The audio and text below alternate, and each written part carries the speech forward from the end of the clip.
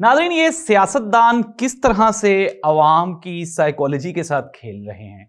अब आप ये देख लें कि गुज़श्ता 10 महीने से ये जो लम्हा लम्हा पल पल बदलती सूरत हाल, इसको कंट्रोल कौन कर रहा है और आने वाले 5 से 7 दिनों में कौन कौन सी बड़ी डेवलपमेंट्स होने वाली हैं, ये हमारे सोर्सेज की बड़ी खबरें हैं जो हम बताएंगे आपको आज के प्रोग्राम में।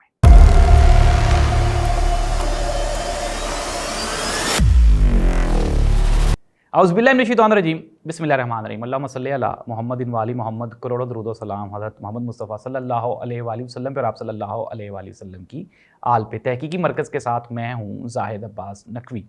नाज़रीन, जिस तरह से हमने कोर्ट की पूरी कार्रवाई सुनी, ठीक है, फिर हमने बीच में ये भी देखा कि पहले हुकूमत नहीं मान रही थी, वो कह रही थी नहीं जी नहीं, हम तो इमरान खान के साथ बात ही नहीं करेंगे।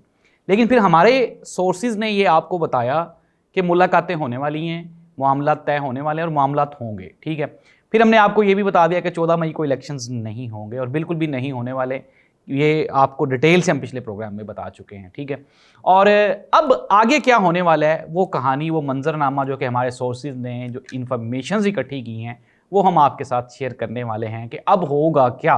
तो नाज़रीन, सबसे पहली बात यह है कि जिस तरह से हुकूमत ने टाइम मांगा है सुप्रीम कोर्ट से, और सुप्रीम कोर्ट ने भी आप देखा है कि काफ़ी लचक दिखाई है सारे मामले को लेके, और उन्होंने कहा इनको टाइम तकरीबन उन्होंने दे दिए। अब टाइम में क्या हो रहा है, अब टाइम में 2 टारगेट्स हैं। एक टारगेट तो ये है कि किसी ना किसी तरह से IMF के साथ डील कर ली जाए, क्योंकि वो जो डील है वो हमारी मशरूत है और हमें चाइना ने कोई उसमें दी है, हमें थपकी दी है कि चाइना हमें सपोर्ट कर रहा है। अगर चाइना हमारी गारंटी दे देते हैं, फिर दूसरी जानिब रशिया के साथ हमारी एक बड़ी डील होने वाली है तेल की, ना कि हमें रशिया से तेल अगर ख़रीदने की इजाज़त मिल जाती है तो इट मीन्स दैट कि ये एक बहुत बड़ी डेवलपमेंट होगी। तो नाज़रीन, रशिया का जो ब्लॉक है, ये तो ये हकीकत है कि इसका स्टार्ट इमरान खान से ही हुआ, लेकिन अब फ़ायदा जो है वो मौजूदा गवर्नमेंट लेना चाह रही है। अब 2 चीज़ों का वेट है, एक तो ये है कि चाइना की तरफ से बैकअप आ जाए, और नंबर 2 रशिया की तरफ से हमें वो मिल। चाइना की तरफ से अगर बैकअप आता है तो हमें क्या मिलेगा, हमें IMF का जो पैकेज है वो मिल जाएगा, वो रिलीज़ हो जाएगा। और जो ही IMF का पैकेज आएगा, आपको पता है फिर मामलात स्टेबिलिटी की तरफ जाएंगे। और अब बजट में क्या होने वाला है, बजट में एक बड़ा ऐलान करने वाला है अगर IMF मान जाए तो, वो ये है कि 50% इंक्रीज़ है सरकारी मुलाजमीन की सैलरी में, जो कि बजट बनाया जा रहा है। मे बी ये अभी कोई ख़बर नहीं है, लेकिन हमारे सोर्सेज ने ये इंफॉर्मेशन इकट्ठी की है कि इनकी ये प्लानिंग है कि हम 50% इंक्रीमेंट देंगे सैलरीज़ में। कम से कम वेज जो है वो 40,000 की जाएगी, पेंशन्स में भी इजाफा है, और फिर रोज़मर्रा की जो चीज़ें हैं वो भी सस्ती की जाएंगी। बिजली में को रिलीफ देने का सोच रहे हैं, पेट्रोल सस्ता करने का सोच रहे हैं। लेकिन ये सारी की सारी प्लानिंग है हमारी हुकूमत की तरफ से। एट द एंड इसके ऊपर ठप्पा IMF की तरफ से लगना है। अगर चाइना हमें ये सारी सपोर्ट जो कि उसने अनाउंस की है वो दे देता है, तो फिर हुकूमत के लिए कुछ एक वो सांस, सुख का सांस आएगा। लेकिन नाज़रीन, मैं एक बात, अब आप कहेंगे कि मैं अपनी बात से मुकर रहा हूं और मैंने तो कहा था कि हुकूमत अगले 10 महीनों में कुछ भी नहीं कर सकती, तो मैं उस बात पे बिल्कुल कायम हूं। ये सिर्फ हुकूमत का ख्याल है कि हम 50% सैलरीज इंक्रीज करेंगे और फिर उसके बाद पेट्रोल सस्ता करेंगे, बिजली सस्ती करेंगे, तो एकदम से कोई एक रेवोल्यूशन आ जाएगी। ये बिल्कुल भी नहीं होने वाला, क्योंकि इसके फ़ौरन बाद आपको असेंबली तहलील करनी है, और मे भी हो सकता है एक खबर ये भी है कि बजट से पहले ही असेंबली तहलील हो जाए, और ये जो क्रेडिट है बजट वाला, ये सारे का सारा निगरान हुकूमत ले जाए।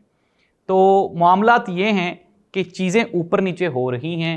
अभी तक कोई कंफर्मेशन नहीं है, क्योंकि IMF नहीं मान रहा, और इनकी कोशिश है कि किसी न किसी तरह से IMF को मना लिया जाए, ताकि एक अच्छा बजट जो है वो ये देने के लिए राज़ी हो जाएंगे। दूसरी जानिब, हाँ, अगर फॉर एग्जांपल पाकिस्तान को रशिया से तेल मिल जाता है सस्ता, तो फिर उसके भी दूररस नताइज होंगे। और आप देख रहे हैं कि हमारी इकॉनमी के ऊपर डायरेक्टली इन्फ्लुएंस होती है पेट्रोल की, और ये जो तेल पेट्रोलिंग मसनूआत है, तो ये चीज़ भी वेट की जा रही है। 2 पैकेजेस का इंतज़ार है, एक चाइना की तरफ से और एक रशिया की तरफ से।